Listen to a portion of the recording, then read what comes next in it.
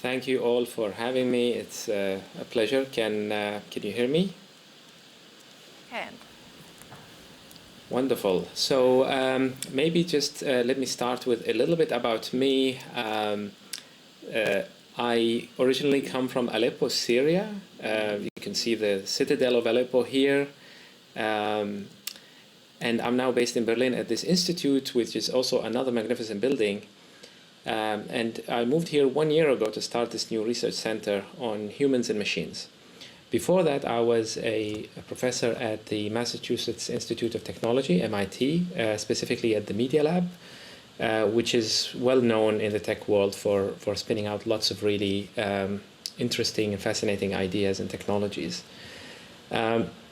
So my research is really, as I'm a computer scientist, and my work has spans the intersection between computer science and social science.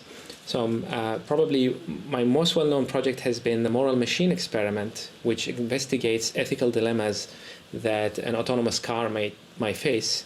And this particular game has enabled us to collect what has become the largest psychology experiment ever conducted, with what is now almost 100 million decisions about these dilemmas. This was published a couple of years ago in the journal Nature as a collaboration between computer scientists and anthropologists, and we found fascinating cultural differences between people in terms of how they perceive AI ethics.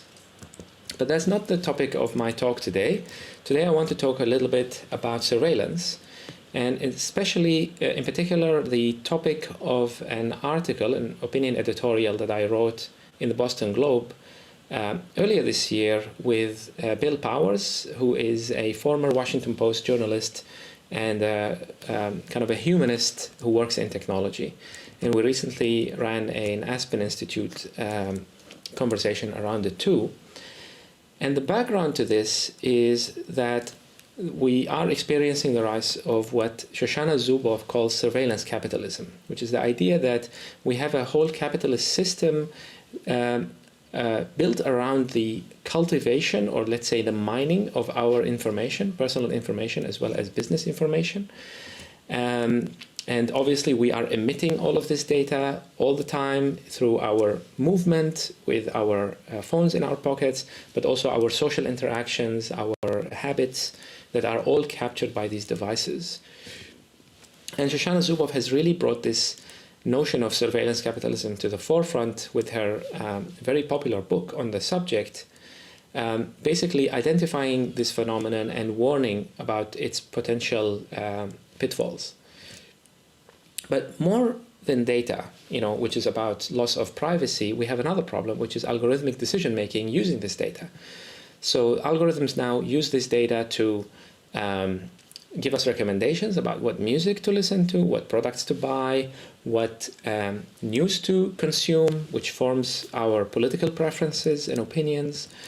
The information helps us navigate the physical world. But more so, algorithms are now being used in high-stakes decisions. For example, who gets a job? Who gets fired? Who gets a loan? Who gets medical care? And also, obviously, who gets saved in a near crash, for example. So what people are worried about is not just the loss of data through privacy, but also the loss of autonomy because of our behaviors being and life outcomes being influenced by algorithms. And there has been many books, these are just two examples, that have popularized and kind of discussed this notion that we are in some kind of potential tyranny from algorithms and from surveillance.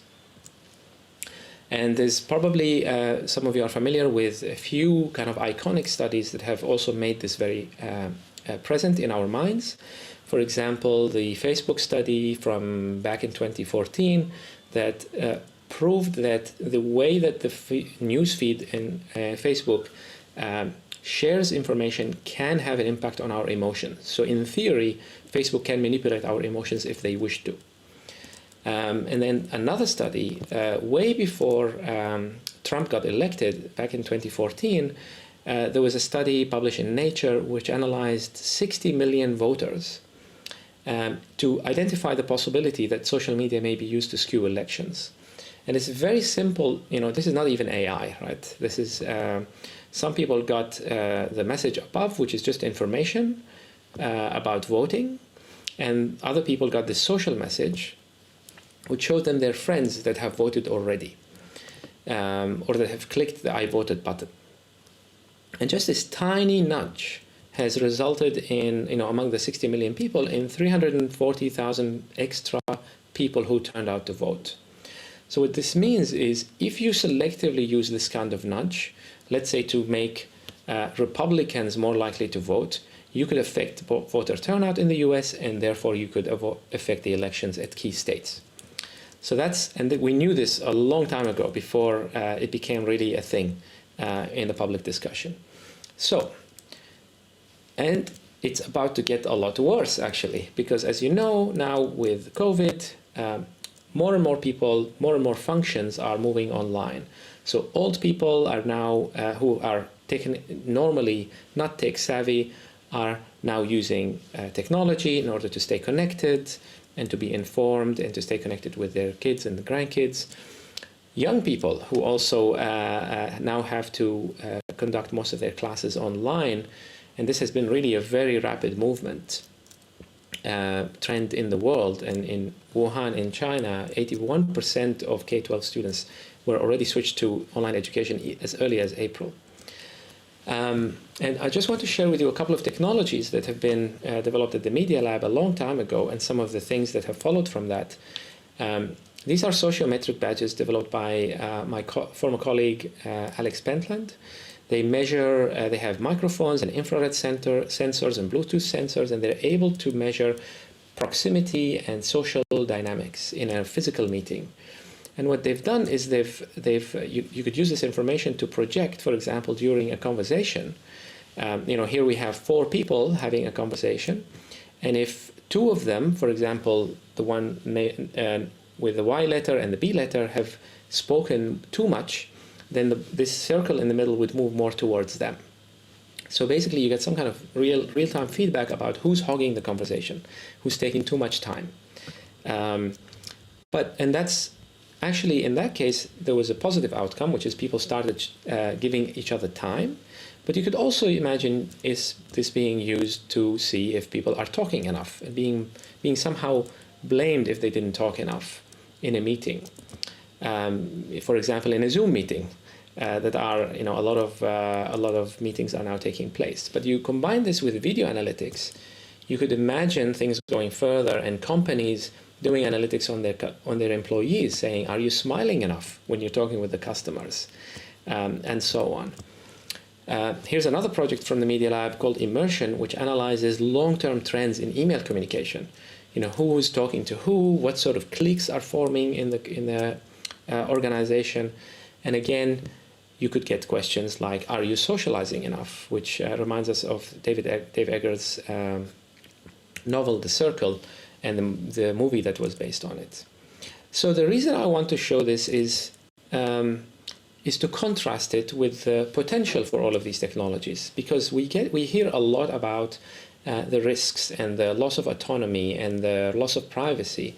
But on the other hand, surveillance technology has been immensely important in promoting the public good. Contact tracing based on surveillance data in order to deal with epidemics. Diagnosing public health based on data from mobility, people's social interactions. There's even algorithms now that can detect dementia years in advance just by analyzing people's phone calls and their voice patterns without even looking at the content. It can also make, this kind of surveillance also makes business more efficient. You can identify silos of people who are not, communication breakdowns of people not communicating with each other. You could identify inefficiencies and opportunities for improvement. So do we have to really make a choice? Do we have to just either get the efficiencies and lose all of the autonomy? Or is there a sweet spot? And I actually drew this little cartoon a few years ago to illustrate that we really cannot stop technology. Imagine us today in 2020 with somebody still telling us that you should stop using fire because it can cause systemic ruin. And we'd still be, in the cave today. Obviously, we've moved on and we've found ways to harness the power of fire while also controlling it and not allowing it to get out of control. There's another potential, actually moral imperative for using algorithmic decision making. This is my friend Senthil Molenathan, who's a professor at the University of Chicago, who's been doing a lot of work on algorithmic bias and how, for example, a recent study showing that algorithms can discriminate against black people in the US in giving medical care. But the positive part of this story, which he wrote up in the New York Times, is that biased algorithms are actually easier to fix than people. It's actually easier to check for the bias, and it's also easier to adjust the bias in many domains. So that means that surveillance really gives us, let's call it surveillance, meaning data surveillance as well as the AI built on that data, are both a threat and an opportunity to build a better, more humane world. And the question now in front of us is we could either let it completely run amok and say, let's just get the benefits and with no regulation, or over-regulation, and there's a spectrum in between. So with completely no regulation, we have privacy violations, behavior manipulation, and ultimately threats to democracy. If with over-regulation, we stifle innovation, we cause a brain drain because people go somewhere else, which is less regulated, and we ultimately lose competitiveness as countries. And there is a sweet spot in the middle. And I think identifying this sweet spot requires a new social contract, a new algorithmic social contract.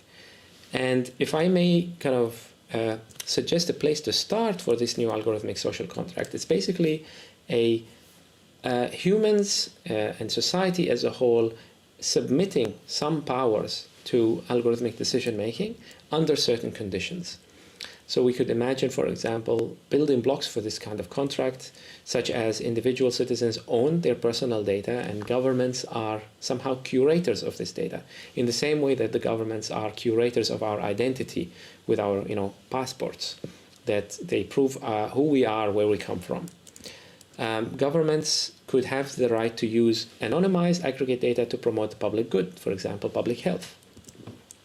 At the same time, very explicit and clear limits on government's use of our data and on algorithmic decision-making in sensitive areas, and also citizen surveillance of the government, so that we can point this approach of audit against the government itself to make sure that it is functioning properly. And that's just with the government, and you could imagine a similar thing taking place with companies that are using these data. So the article really is an invitation for us to try to imagine what this social contract might look like, rather than being stuck between this rock and hard place where we either just have to enjoy the utilities that these new devices and services are offering us and just giving up our privacy as a result, or shutting down everything and ending up basically in the cave. Thank you.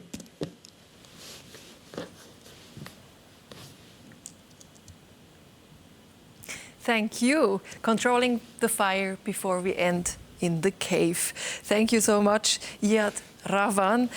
We all know surveillance is a big business, and the gap between the ones that don't care and the ones that are eager to control everything, with regulations, is huge. Is there still enough time to embrace it and to find the sweet spot you were talking about? I think there is enough time. I think the main challenge in front of us is not to be intimidated by the technology. The technology ultimately is a very fancy way of just making decisions. So AIs is just a general decision-making technology.